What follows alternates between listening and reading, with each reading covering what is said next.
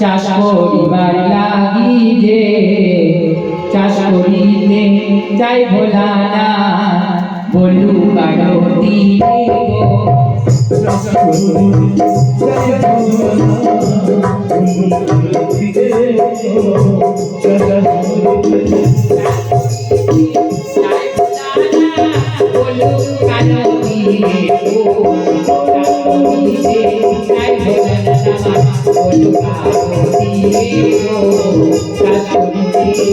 কোথায় আছে ইন্দ্রদেব, কোথায় আছো বরুণে? প্রকৃতির বেগে ধীরে যা।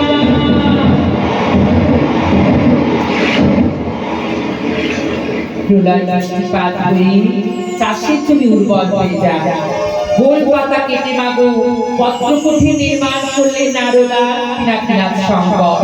এইদিকে চাষের জমি লাঙল দিয়ে আর বীজ ধান্য ছড়িয়ে দিলে কিছুদিনের মধ্যে মাগো সেই বীজ হতে আবার বীজ ভেঙে ভগবান আমার রোপণ করতে শুরু করলেন। এইবার মনের বাসনা জেগেছে, নতুন করে করিবে লীলা ধরণীর বুকে। তাই বললেন নারদ, তুমি পত্রপুঁথি নিয়ে আমার জন্য রন্ধনা দিতে পারো।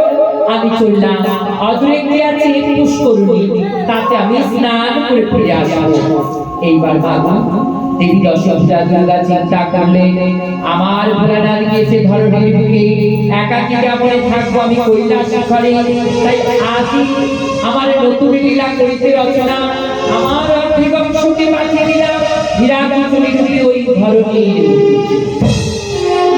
তোমার ধরণীর বুকে, যিনি হীরাকুঞ্জলি অনেকে বলে হীরা বাগদি, ওমা বাগদিনী বলেও তিনি মা দেবী দশরথা দুর্গা। তার অংশটা ওই আজ কচুরি পাড়ায় জন্মগ্রহণ করি হীরা নাম লই পাড়া প্রতিবেশীকে আর নারীদের ডেকে ডেকে যায় আজ চতুর্দশী।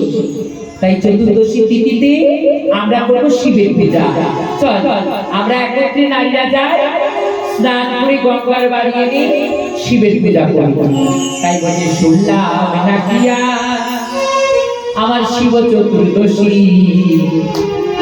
লেগে ভোলানাথের হলো সর্দি কাশি। ভোলানাথ ভোলানাথ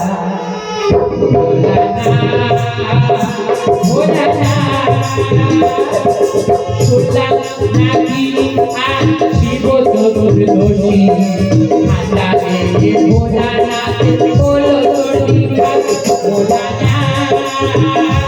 ভোলানাথ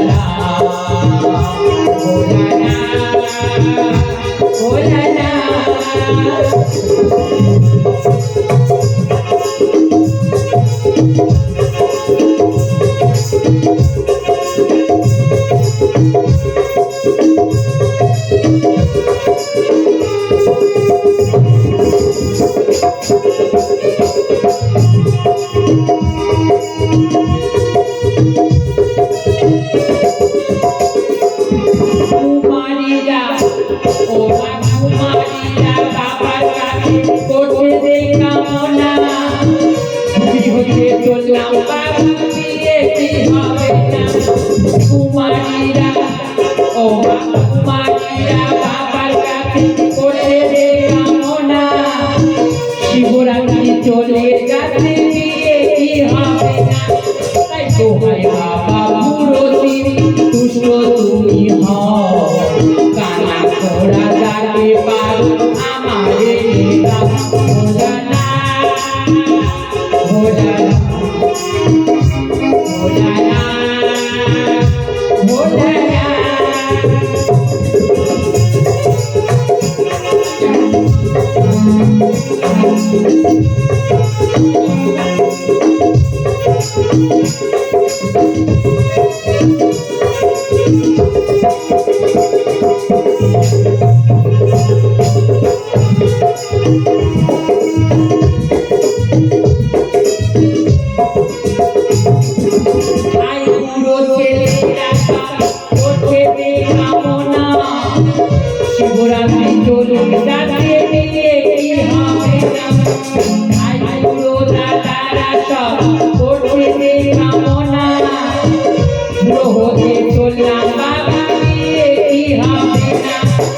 দোহাই বাবা পুরোতি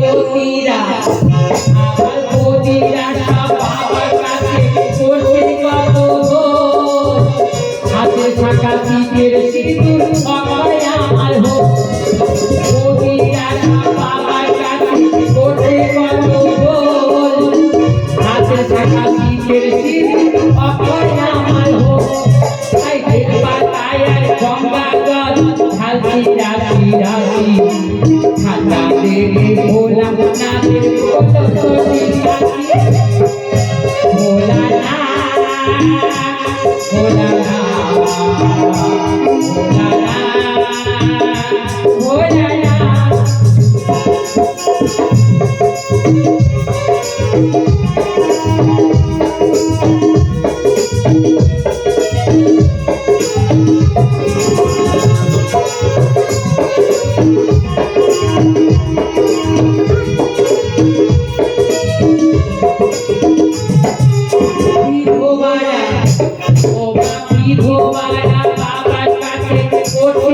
কামনা স্বামী আমার কোথায় আছে নিয়ে চলো না আমার এই ঠাকুমারা সব বাবার কাছে করতে কামনা স্বামী আমার কোথায় আছে নিয়ে চলো না তাই বেলপাতায় গঙ্গা জল হাতে রাখি রাখি খাজা দেখে ভোলা নাচে বলো করি ভোলা না ভোলা না ভোলা না ভোলা না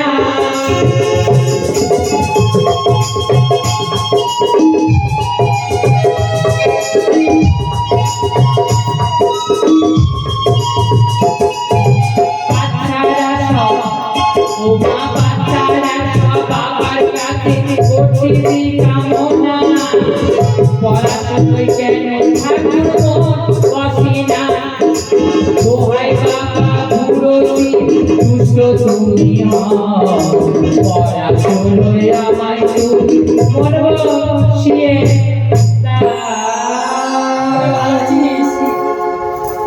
একদিন সবাই মিলে বাবা তারা করতে আসে জল খেলা পিনাকিনাথ শঙ্কর আসছে উপস্থিত বলে ছদ্মবেশে আজ একত্রে সব নারী দেখতে তারা পালিয়ে গেল কিন্তু মা পালিয়ে গেল আমার দেবীর অংশ ঢুকা সেই হীরা তাই বলছে কে গো তুমি ভিনদেশী এমন করে এই নারীদের ঘাটে তুমি স্নান করতে এসেছো কেন পিনাকিনাথ শঙ্কর বললেন তুমি আমায় চিনতে পারবে না আমার অনেক নাম কত লোকে কত নামে আমায় ডাকে কেউ বলে আমি হর কেউ বলে ভোলা কেউ বলে আমি শঙ্কর কিন্তু হীরা বুঝতে পারলো না অবশেষে হীরাকে বললে হীরা তুমি নয়ন মোদিত করে বসো যখনই হীরা নয়ন মোদিত করেছে মা পিনাকিনাথ শঙ্কর তার স্বরূপ দর্শন করে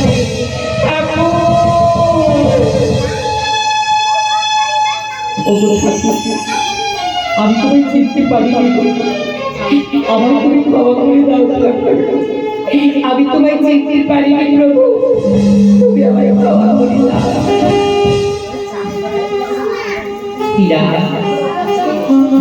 আমি কথা দিলাম আজ তুমি আমার ভবন নিয়ে যাচ্ছ কিন্তু তোমার ভবনে আজ আমি যেতে পারবো না কথা দিলাম এই চতুর্দশী তিথি পেরিয়ে আসবে অমাবস্যা আর অমাবস্যার পরে এক কাল তোমাকে অপেক্ষা করতে হবে আসবে পূর্ণিমা রজনী সেই পূর্ণিমা রজনীতে আমি তোমার পত্রকুটিরে এসে তোমায় কৃপা করব তাই তো মা পিনাকিনাথ শঙ্কর ফিরে গেল নারদের কাছে এদিকে একদিন যায় 2 দিন যায় এমন করে 15 দিন উপস্থিত হলে সেই পূর্ণিমা রজনী তাই কি করলেন মা দিবালো প্রবাদ হতে না হতে হীরা কি করলো মা একটি করে পুষ্প চয়ন করে আর প্রভুর নামে মালা বন্ধন করে তাই বলছে প্রভু আমি কোথায় পাবো এই ফল ফুল জল যা দেখছি সবই তো তোমার দান তাই তোমার দেওয়া ফুলে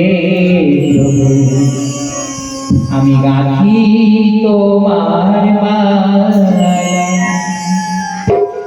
তোমার দেওয়া ফুলে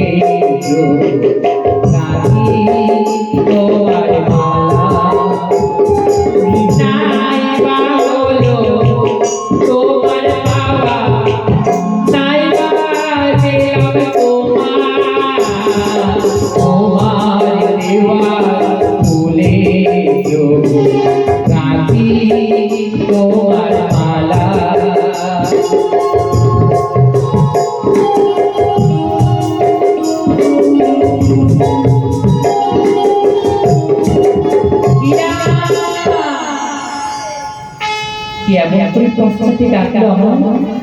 এই ঘোর রজনীতে এমন করে কে ডাকলো আমার? হীরা, আমি তোমায় কথা দিয়েছিলাম, তাই তোমার কথা তুমি এসেছি। প্রভু, ওগো দয়াময়, তুমি দেওয়া কথা আজি দাসীর পক্ষ তুমি এসেছো। কি আছে আমার?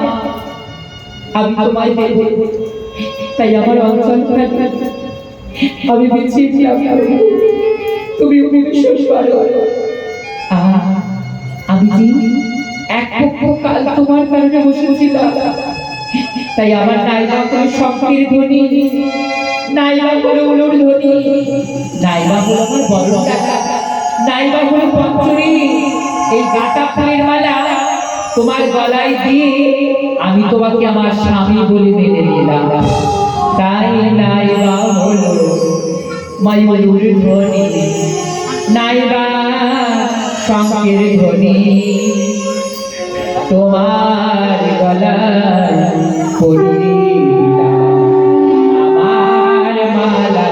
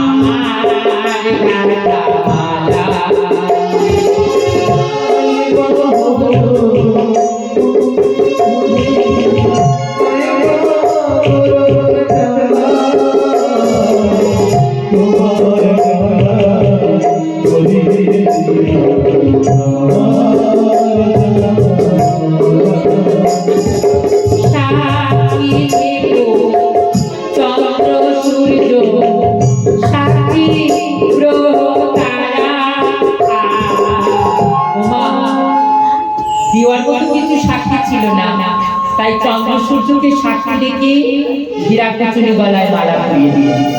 এইবার একদিন নয়, এক মাস নয়, এমন করে যায় 8 মাস। এইবার বলছে হীরা, প্রভু তুমি যে আমার গৃহেতে আছো, আমি গর্ভবতী হয়েছি। এইবার বলো না প্রভু, কলঙ্ক তো আমায় হবে, কিন্তু কলঙ্ক তোমার লাগে মাটিতে আমি পারবো। ও মা, আমরা সামান্য কেউ যদি কাউকে গালি করি, তার জন্য আমরা কি করি? বিচার সভা বসাই।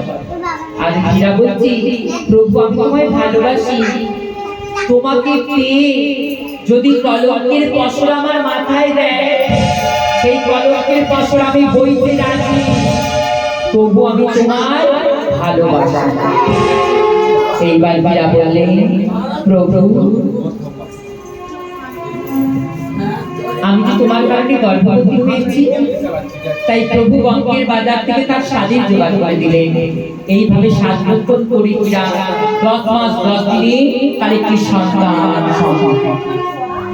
এইবার সন্তানের যখনই জন্ম হয়েছে, একদিন নয়, 2 দিন নয়, 1টা বছর পেরিয়ে গেল।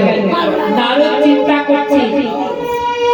চিন্তা করছে প্রভু যে সেই গেছে, ধান চাষ তো সব নষ্ট হয়ে গেছে, কিন্তু যেমন করে আমায় দেখতে দিয়েছিল আমি পুনর্বার আবার সৃজন করেছি, কিন্তু প্রভু কোথায় খুঁজতে আমি যাব। তাই কি করলেন মা, অকস্মা দেশের পুষ্টি ধরে সেই কোমল বোন সেজুয়া ঘাটে এসে দেখছি এই বড় মায়া নদী পার হবো কি করে। তাই ডাকছি, ওগো মা মহামায়া, ওগো মামিনা, তুমি বলেছিলে যখন বিপদে পড়বি আসতে, আমাকে ডাকতে বলেছিলে, তাই আমি তোমার ডাকতে এসেছি। আজ আমি তোমায় দেখেছি, এই মায়ানগরী কি করে পার হয়ে যাবে। অদূরে দেখা যায় কচু পথ, ওই কচু পথ ছেদ করি নদীর মাঝে তুমি ছড়ে দাও, আর ওই কচু পথ পরে পার হয়ে যাও, কচু পথ এই রূপে মা সেই কচু পদ্ম থেকে গিয়ে নারদ আশীর্বাদ করলো, যাও আমার কারণে তোমার গায়ে আজ থেকে আর জল কোনোদিন দাঁড়াবে না। এইবার গিয়ে দেখছি কি মা, সেই বাঘিনী পাড়ায় আমার ভোলা না। ও বাবা, তোমার জাত গেছে, যা। কেন জানো? তুমি ওই বাঘি পাড়ায় বাস করছো। বলছে ভাগনা নারদ, আমার জাত চাই নাই। আমি যখন গোয়ালঘরে থাকি, গোয়ালঘরে খাই, এই গোয়ালঘরটা আজ থেকে হবে গঙ্গা। তাই মা, এই ধরনের দিকে আজ এখন গোয়ালঘর নেই, তাই কিন্তু এমন সময় ছিল মানুষ গঙ্গায় গিয়ে শ্রাদ্ধ করতে পারত না। তাই কি করতো? গোয়ালঘরে পিতা মাতা পরলোকে গমন করলে শ্রাদ্ধ করতো। আর এখন তো সবাই গঙ্গাতে যাই, তখন তো এত গাড়ি ঘোড়ার প্রচলন ছিল না। তাই তখন কিন্তু গোয়ালে বসে শ্রাদ্ধ আদি করতো। সেই দিন পিনাকিনাথ শঙ্কর বলেছিল গোল আস্তাকে গঙ্গায় পরিণত। তাই সেই দিন থেকে মানুষ শাস্ত্রে জেনেছিল যে গোলেও শ্রাদ্ধ করা যায় গঙ্গার পাড়ে। এইবার নারদ বললেন, মামা তুমি যে এতকাল এখানে আছো, তোমার মনে পড়ে না মামিমার কথা? আর চাষের জমিতে আমি পড়ে আছি। বলছি নারদ তুমি আগে যাও, আমি যাচ্ছি। এইবার যাই, একদিন, 2 দিন, 3 দিন হয়ে গেল, প্রভু আর ফিরে গেল না। তাই নারদের চিন্তা করলো, আমি যদি মামিমাকে না জানা, আমার মামাকে নিয়ে যেতে পারবো। তাই গিয়েছো মামিমা, কপালে পড়েছে মামিমা, কপালে পড়েছে। আর এক থালাতে 2 জন খেতে মামিমা, 3 জন খেতে হবে মামিমা, কপাল ভেঙেছে ও মামিমা, কপাল ভেঙেছে। আবার এক পান কোড়া 2 জন খেতে মামিমা, 3 জন খেতে হবে মামিমা, কপাল ভেঙেছে। ও মামিমা, মামা আবার গিয়ে সেই মর্তের বুকে হীরা নামে এক বাঘিনীর সাথে সংসার হয়েছে, আর তার জন্য একটা সন্তান হয়েছে।